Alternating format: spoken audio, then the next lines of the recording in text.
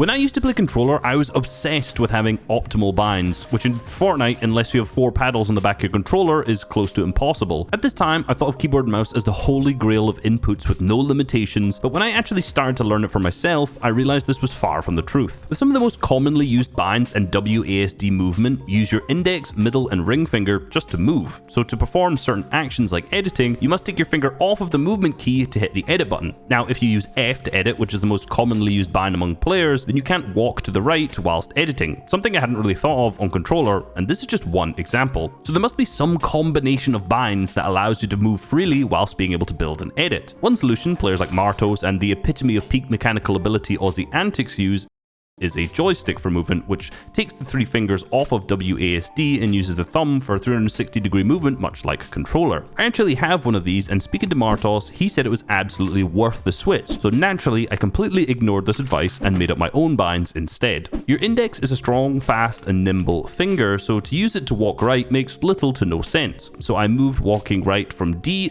to Q. This means if I want to switch directions, I move my ring finger between Q and A, and this is efficient because you never have to walk right and left at the same time. I wanted to do this for a long time, and WASQ movement is nothing new in gaming, but I did search up and see a good video by Slajack, as he's done a couple of videos that cover this topic, which were really good and useful in this transition. In case you're wondering, I also did not take his advice on which binds to use. Since your finger naturally rests on the D key, you can move edit to D, as this will be as efficient as possible. After this, I could easily move in any direction I wanted and edit. Of course, there are other buttons which have priorities that need to have free movement to be able to do. The 4 build binds: jump, shotgun, and pickaxe. Well, 2 of those binds are already taken care of because of the 2 mouse side buttons, which for me is wall and floor. Since my pinky finger is currently doing nothing, ramp slots nicely onto caps lock, so I don't even need to move it to be able to place a ramp. Now, before I say cone, you've probably noticed that the binds I'm telling you are not the ones you're seeing in game. Well, that's because of the thumb. A ton of pros use V or B for their cone, and they hit this with their thumb. Now, I can't do this without mashing every other key, no matter what angle I set my keyboard at, so I came up with a solution. My cone bind in game is left control, and no, I don't have the most insanely flexible thumb in the world. That's just what the game shows if you bind right alt to something. Since I don't have Slenderman hands, how am I able to hit right alt with my thumb? Well, I actually moved all of my binds over to the right from WASQ to UHJY,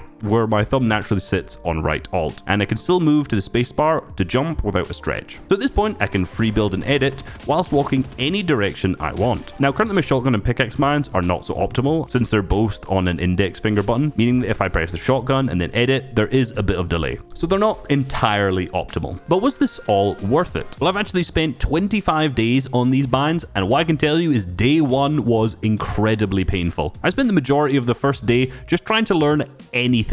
Placing walls, placing cones, placing floors, any sort of combination that I would be used to. And if you notice my binds here aren't what I've told you, is because I did change them over the course of this time. Now, you may notice me holding this wall for what seems like an eternity. Is that because I'm truly awful? Potentially, but it's also because of another change that I didn't tell you about. Right-click, select tile, edit. If you're using edit on release, whenever you edit a wall and then you want to place something after it, you have to confirm the edit by letting go of the left click and then re-click it down to place something afterwards. This can make common things like editing a wall and placing a cone after it incredibly clunky. In particular, if you mess the edit on the wall, you'll end up just placing the cone on your side and then having to double edit through, and if you're messy like me, it can be a real problem. So by selecting tiles with the right click instead of the left, whilst building, you can just hold down the left click all the time to continually build whilst you have your blueprints out, and then select all the tiles with the right click, which means as soon as you've confirmed an edit with the right click, the building pieces will continue to build straight afterwards. It's very awkward to get used to, but it feels really good once you actually have managed to. The only problem is there is a bug with this, or sometimes once you've confirmed an edit, if you switch back to your shotgun, you're going to be stuck in ADS, but you can get out of this by right clicking. Epic, if you're listening, this is really annoying, and a lot of people haven't switched this because of this main bug. But also, I wouldn't recommend switching to this until this is actually fixed. Skip ahead to day 7 because I'm not going to bore you with the first week, and you can see that my mechanics have clearly improved a ton over this time.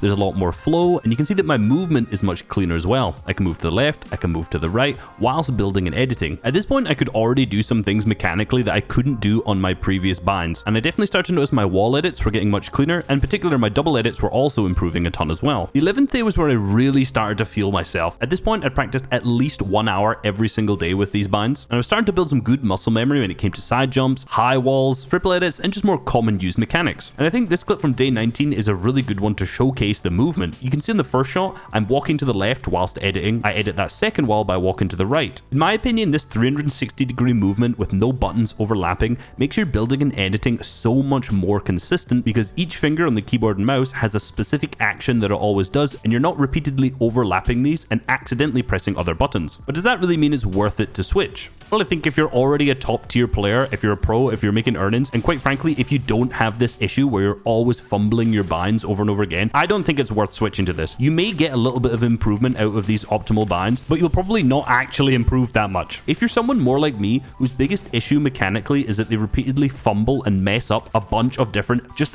basic binds, you may want to consider switching to something a little bit more optimal. Do I recommend going this extreme as I have? Probably not. I've been doing this for a month so far, which is a long time to commit to improving on something. And when I played the solo cash cup, sure, I'm fine in creative, but all of these other little binds like opening your inventory, opening your map, crouching, I have not even nearly gotten used to yet. And I'd imagine it's another couple of weeks until I'm actually up to par with those. Playing in game, I am a full flopper still. I've shown you a lot of the good clips, of course, for the video's sake, but as you can see in the background now, here's a bunch where I'm just messing up everything repeatedly over and over again. And this is the reality of what it's like whilst you're trying to switch to something that's just completely different muscle memory from what you're used to. But to show you what's capable within 1 week, I'm going to religiously practice my mechanics over the next week to see what kind of improvements I can make on my solo cash cup. If you're watching this 1 week after upload, it's already here. If not, like and subscribe. Peace.